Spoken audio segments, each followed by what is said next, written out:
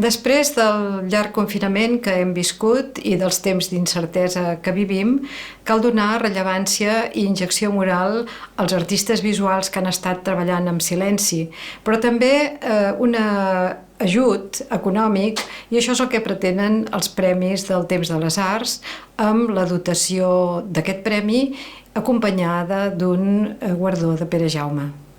El Temps de les Arts té un compromís amb la cultura i amb les arts visuals que segueix dia rere dia. Els mitjans de comunicació especialitzats, com és aquesta revista, és l'altaveu que precisament necessiten. Els ajuntaments fan molt per la cultura, però tenen poca visibilitat.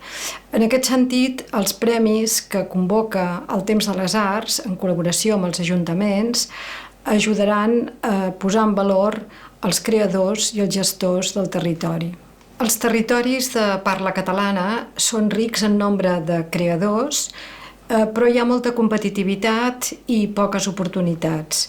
Aquests premis poden ajudar a donar visibilitat a aquells creadors més innovadors i més compromesos amb la contemporaneïtat. Aquest premi del Temps de les Arts es dirigeix al territori de parla catalana i als creadors, a fundacions, institucions, entitats, museus i a tots aquells que presentin un programa innovador en el camp de les arts visuals.